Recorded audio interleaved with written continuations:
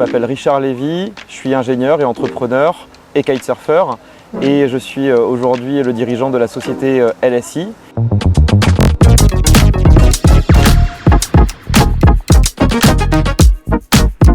J'ai découvert Kite & Connect d'une façon très simple, le bouche à oreille, juste en discutant avec une personne qui me disait bon, qu'est-ce que tu fais de beau bientôt? Je lui dis écoute, là je suis en train de préparer une semaine de kite quelque part, et qui m'a dit mais attends, tu es entrepreneur, tu fais du kite, il faut absolument que tu te joignes à nous, on est une super communauté. Bon voilà, ça se fait d'une façon très simple il y a un an.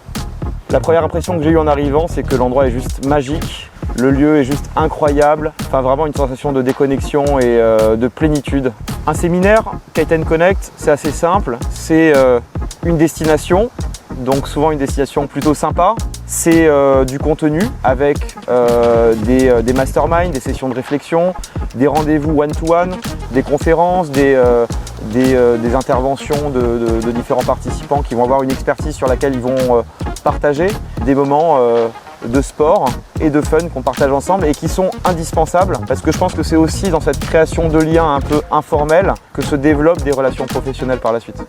Au début de ma carrière, l'une de mes activités était de faire se rencontrer des entrepreneurs qui recherchent un nouvel associé et des personnes qui voulaient rejoindre une entreprise en tant qu'associé. Et ce qui m'a redonné le goût finalement de cette notion de club d'entrepreneurs, c'est une dynamique un petit peu différente de simplement se retrouver tous les 3e jeudis du mois dans une salle à Paris. C'est une approche qui est un petit peu différente parce que pour moi, Kite & Connect, ce que ça apporte en plus, c'est une démarche plutôt orientée vers soi, une démarche personnelle, de prendre du temps pour soi, de se concentrer sur l'instant présent. C'est un club d'entrepreneurs qui n'est ni sectoriel, ni déterminé par la taille des entreprises de ses membres. Ce qui fait que tu peux très bien discuter avec une personne qui va avoir une société qui fait 500 millions d'euros de chiffre d'affaires, comme un solopreneur qui va être une pointure dans tout ce qui est digital marketing. Et finalement, par rapport à une problématique que tu aurais traitée d'une façon assez évidente parce que tu es souvent entouré par les mêmes personnes qui viennent du même secteur et qui ont un peu vécu les mêmes expériences que toi,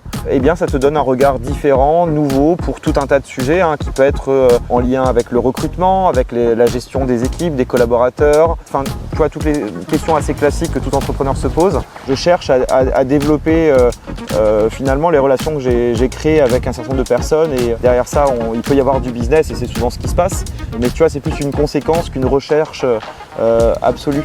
Charge à toi après d'entretenir ces relations par la suite.